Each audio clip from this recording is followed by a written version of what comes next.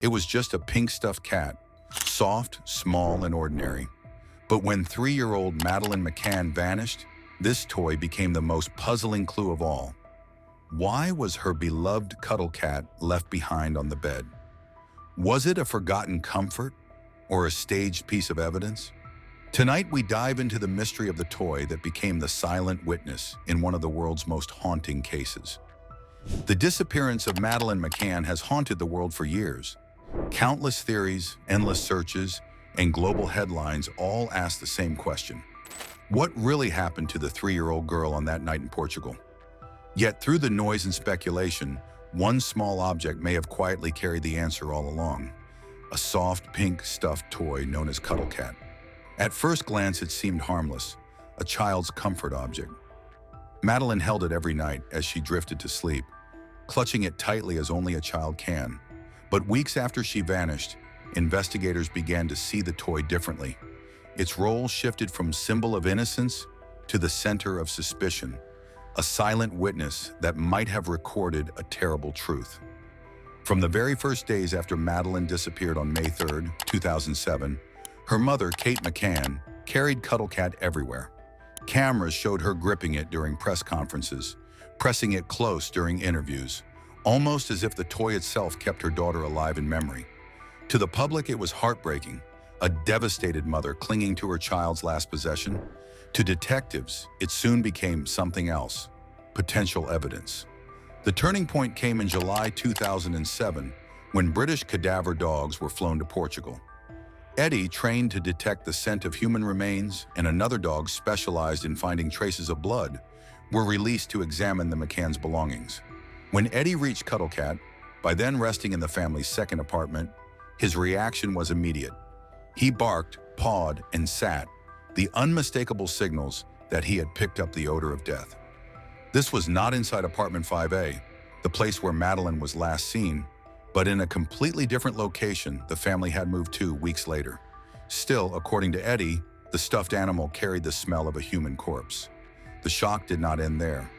The dog also alerted to Kate McCann's clothing and the key of the family's rental car. To investigators, the pattern was alarming. 3 separate objects, all tied to Kate, all marked by the same scent. Portuguese police began to reconsider everything. At first, they had supported the parents' claim that Madeleine had been taken by a stranger. But after the dog's reactions, suspicion grew darker. Could the child have died in the apartment, and could her parents have hidden the truth? Gonzalo Amaral, the lead investigator, later wrote that this moment, Eddie's alerts to Cuddle Cat, was the point where his theory changed completely. Forensic experts were cautious. Cadaver dogs are highly skilled, but they cannot identify whose body left the scent or explain how it was transferred.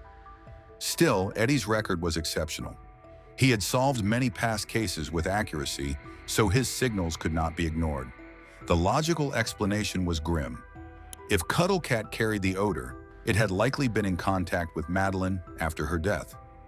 That possibility meant her body and the toy had touched in the hours before being separated. This finding clashed violently with the official story. Kate and Jerry McCann insisted their daughter had been kidnapped. But if the toy smelled of decomposition, then how could the abduction tale hold? A kidnapper would almost certainly have taken the toy with the child. The fact that it was left behind, tainted with such a scent, suggested a different sequence of events. As suspicion grew, public opinion began to fracture. Supporters of the family said cadaver dogs, though reliable, could sometimes give false signals. Others pointed to Kate's work as a doctor. Perhaps she had been exposed to bodies in a hospital setting, transferring trace smells to her clothes and belongings. But critics asked, how could that explain the toy weeks later, in a different apartment, still carrying the scent? Then came a decision that only deepened the controversy. On July 12, 2007, just over 2 months after the disappearance, Kate McCann washed Cuddle Cat. She later explained she had been carrying it everywhere, and it had grown dirty with sweat, dust, and sunscreen. Cleaning it felt like a small, practical step. In her memoir, she insisted it was harmless. To them, the toy was the last link between Madeleine and her family, an object that could have preserved DNA, blood, or other forensic traces. Washing it risked destroying vital evidence, and the timing was suspicious. The wash came after the dogs had already signaled decomposition on the toy. Was this coincidence or an attempt to remove incriminating material? For police, the act was hard to explain. Families of missing children often preserve belongings exactly as they were, hoping investigators might use them. To clean such an item, especially after dogs had marked it, appeared unusual at best and incriminating at worst. By September 2007, both Kate and Jerry McCann were declared official suspects in Portugal. The shift came largely because of the dog's alerts, starting with the stuffed cat. Public reaction was divided. Some saw undeniable proof of a cover-up. Others believed the family was being unfairly targeted in their grief. Yet the haunting image of Kate holding Cuddle Cat before cameras remained etched in memory. Was it the pure embrace of a broken mother, or the unconscious display of an object that carried a hidden truth? What cannot be denied is this: the soft toy became the first crack in the story the world had been told. If the dogs were right, Madeleine had not been carried away by a stranger. She had died close to the stuffed animal she loved, and that toy, washed, clutched, doubted, and debated, may still hold the secret of what happened that night in Praia de Luz. Under the blazing Algarve sun, a small stuffed cat carried more controversy than anyone could have imagined. Few would dispute that a child's toy, dragged through sweat, sunscreen, and summer dust, would soon turn grimy. Yet for detectives, the very act of cleaning it only deepened their doubts. To them, Kate McCann's decision to wash Cuddle Cat was not just laundry, it was a symbol. Investigators believed the McCanns were not merely scrubbing fabric, but wiping away the chance of discovery. Every action was viewed through suspicion. What seemed ordinary to outsiders was, to police, a metaphor for erasing truth. Gonçalo Amaral, who led the Portuguese investigation, later wrote that this single choice convinced him the parents were hiding something. For him, the act was not about grief or comfort, but fear of what science might uncover. Public reaction, however, was divided. Some saw Kate's reasoning as entirely believable. She had carried the toy everywhere, day and night. It had become dirty, and eventually she wanted it clean enough to hold close again. Trauma often pushes people into unusual routines, and for supporters, this was one of them. To others, though, the timing was everything. After dogs had signaled the smell of human remains on the toy, its sudden washing looked like the ultimate red flag. Cuddle Cat quickly turned into a symbol far greater than its stitched fabric. To some, it was resilience, a mother refusing to release her daughter's memory. To critics, it was theater, a staged prop polished for cameras. Every photograph of Kate gripping the toy became fuel for endless arguments. Forums and newspapers alike exploded with debate. Was this evidence destroyed, or was it a grieving mother doing something simple, human, and misunderstood? The consequence was irreversible. Once water and soap touched Cuddle Cat, any DNA it might have carried vanished. Whatever traces of Madeleine's skin, hair, or bodily fluids had survived were lost forever. The stuffed animal went from potential key to locked silence. That is why this one act mattered so much. It was not just the washing of cloth, it was the destruction of possibility. Years later, the questions remain. Was this the impulse of a mother overwhelmed by sorrow? Or was it the careful move of someone aware of what investigators might find? The truth may never surface, but in that washing machine, on July 12, 2007, Cuddle Cat changed forever. It stopped being an innocent toy. It became the center of suspicion, the object through which two conflicting stories clashed. Few items in modern criminal history have carried such weight.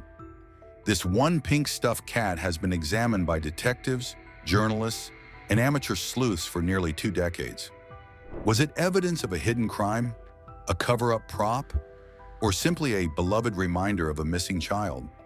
To understand, one must consider the 5 dominant explanations. First theory, Cuddle Cat touched Madeleine's body. This was the chilling possibility investigators feared. British cadaver dog Eddie alerted multiple times to the toy, even after it had been moved from the original apartment into the McCann's second residence. These dogs are trained to detect chemical compounds released during human decomposition, sometimes long after death. Eddie's reaction was clear. He detected the scent of human remains. If true, it meant Madeleine died in the apartment and her toy had been near her body. Supporters of this theory argue it points to an accident later concealed as abduction. Critics caution that while reliable, dogs cannot give timestamps or identities. Second theory, the toy was washed deliberately to erase incriminating traces. The sequence is troubling. Eddie barked at the stuffed cat, and shortly afterward, Kate cleaned it. Why leave it dirty for 2 months, then wash it at that exact moment? To Amaral, the timing was damning. By laundering it, Kate ensured nothing could ever be recovered. Third theory, Cuddle Cat was only a comfort object. In this view, there was no sinister meaning. It was simply Madeleine's favorite toy, and Kate held it because it reminded her of her daughter. Parents of missing children often cling to personal items, finding strength in them. After weeks of carrying it, the toy grew unhygienic. Washing it was not manipulation, it was survival. Fourth theory, the cadaver scent came from Kate's medical work. As a doctor, she sometimes treated the dead. She later suggested that decomposition odor might have clung to her clothes or hands, transferring onto Cuddle Cat. While molecules of such scent are potent, critics doubt whether a general practitioner would encounter enough exposure to cause repeated alerts weeks later. Fifth theory, environmental contamination. Perhaps the toy picked up smells from garbage, spoiled food, or chemicals. Detractors of dog evidence argue that cadaver dogs occasionally react to organic odors. Yet handlers insist trained animals can distinguish between human and animal decomposition, and Eddie's long record made false signals unlikely. When viewed together, these theories split into two camps. The first two support the idea of an accident covered up by parents. The last three defend innocence, suggesting the toy's signals were misinterpreted. That divide is the core of the case. Every article, every documentary, every heated online debate circles back to this stuffed cat. What makes the discussion so enduring is that none of the theories can be proven. The washing destroyed DNA. The cadaver dog alerts cannot stand as hard evidence in court. What remains is a toy loaded with meaning, interpreted in whichever way the observer chooses. By the end of 2007, the McCanns were no longer only grieving parents. They had become the focal point of worldwide suspicion. At the center of that storm was not only their missing daughter, but the pink stuffed cat she once adored. And so Cuddle Cat remains. Was it an innocent toy, a destroyed piece of evidence, or the silent witness to what happened in apartment 5A? The truth rests in mystery, but one fact is undeniable. Once washed, its secrets were gone forever.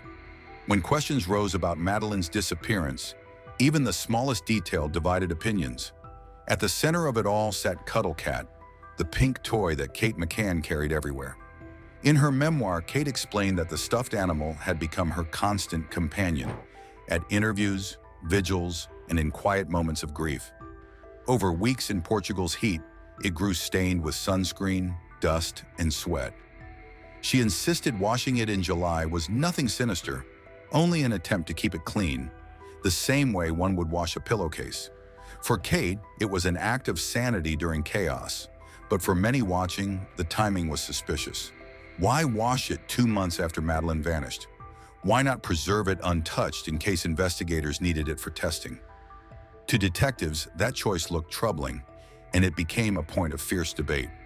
When asked about cadaver dogs reacting to the toy, Kate gave a scientific explanation. As a doctor, she said she had been near deceased patients during her work. Molecules from those environments could have clung to her skin or clothes, later transferring to the toy. The dog, she argued, had detected that contamination, not Madeleine's death. Critics were unconvinced. General practitioners, they noted, rarely spent extended time with the dead. The idea that faint traces could linger for weeks and across borders struck many as unlikely.